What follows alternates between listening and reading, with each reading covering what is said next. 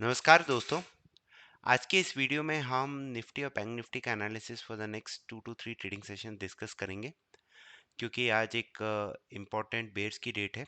ये हम एक बुक खोल के रखिए, George Bayer's handbook on trend determination. इसमें रूल नंबर 15 है जो बोलता है Venus heliocentric latitude at extreme and least speeds for major moves. इन्होंने क्लियरली लिख के रखा है कि अगर ये रूल एक्टिवेट होता है तो जनरली मार्केट में मेजर मूव्स आते हैं। और उसमें ये एक लाइन बहुत अच्छे से, and traders worry a lot where the markets are heading into. देखिए अभी मार्केट एकदम साइडवेज ही चल रहे हैं एंड ऐसा प्रिपेयर कर रहे हैं अपने आप को कुछ अच्छा मूव करने के लिए, इसलिए ग्लोबल मार्केट्स। और कल हम जानते हैं कि यूएस का सीपीआई डेटा आएगा, तो प्रॉब्ली थर्सडे को हम या तो बड़े गैप अप या गैप डाउन से ही खुलेंगे।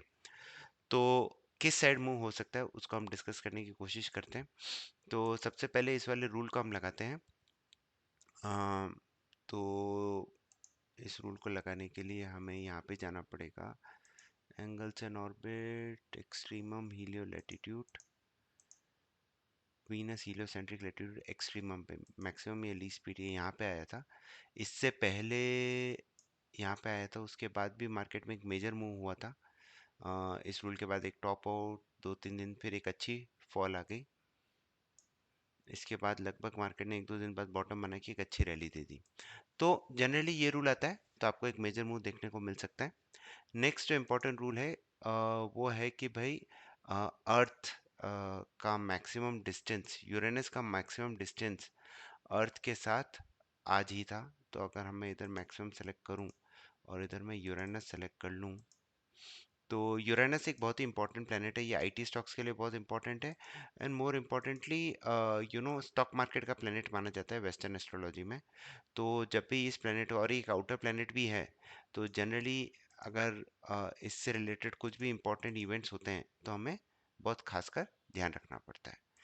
तो ये भी इवेंट यहाँ पे आया है।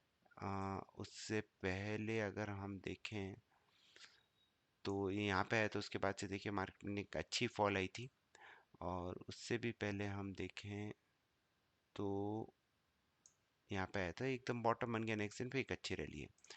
तो ये भी और एक और इवेंट है, सन कंजंक्ट यूरेनस। सन का 0 डिग्री एस्पेक्ट बन रहा है यूरेनस के साथ। तो ये भी एक आउटर प्लेनेट का एक इम्पॉर्टेंट एस्पेक्ट है। तो बेट्स का रूल, यूरेनस का अर्थ से डिस्टेंस और सन कंजंक्ट यूरेनस, ये एस्पेक्ट, ये तीनों चीज़ें एक ही दिन बन रही हैं। तो आई एक्सपेक्ट कि मार्केट में एक अच्छा मूवमेंट आना चाहिए। अब उसके लिए अब हमें क्या करना है, बेसिकली जो हमारा इंट्राडे रेशियो इंडिकेटर होता है उसको हमने लगा लिया है, आज के हाई एंड लो पे मार्क कर दिया है। तो बेसिकली अगर मुझे तेज़ी करनी है तो it's always good to do above 43,554, और मेरे टारगेट्स हो जाएंगे 43,722, 43,946, 44,122। एंड अगर if I want to go short I will go short below 43,103, और ये मेरे टारगेट्स हो जाएंगे।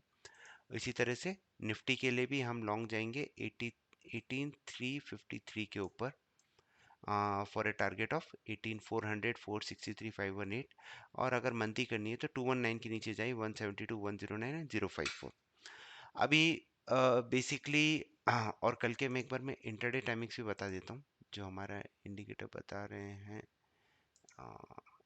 Let me quickly show you the intraday timings, फिर हम इसके ऊपर चलेंगे। तो हाँ, ये हमारे इंट्राडे टाइमिंग्स आ गए हैं। तो कल का एक इम्पॉर्टेंट इंट्राडे टाइमिंग होगा 10:55, उसके बाद होगा 11:31, और उसके बाद होगा 2:31। एंड या ये तीन मेजर इंपॉर्टेंट एस्ट्रो जो हमारे टाइमिंग्स होंगे वो ये होंगे। आज भी देखिए इन टाइमिंग में एग्जैक्टली यहाँ से टॉप बना और एक अच्छी फॉल आई थी। सो ये हमारे इंडिकेटर्स होते हैं, प्रॉपर्टी इंडिकेटर्स है जो जिसके थ्रू हम लगाते हैं। अभी मार्केट में क्या हो रहा है, बेसिकली आप देखें कि एक अच्छी फॉल हुई, फिर निफ्टी बड़ी स्ट्रांग नज़र आ रही है। एंड अगर हम कोई भी पैरामीटर से देखें तो एक्चुअली बाय ऑन डिप्स का मार्केट है। पर अगर 18,042 के नीचे ब्रेक हो जाता है, क्लोज हो जाता है, तभी हम मंदी कर सकते हैं, वरना मार्केट में बाय ऑन डिप्स ही रहेगा। पर you have to be cautious, क्योंकि इतने सारे एस्ट्रो इवेंट्स आ जाते हैं। तो एक दिन ऊपर एक दिन नीचे तो ऐसा रहता है। तो एक ट्रेंड फॉलोइंग के हिसाब से नहीं रहेगा। ट्रेंड मेरे हिसाब से 15 के बाद आना चाहिए, जब मरकरी का रेट्रोग्रेड खत्म हो जाएगा।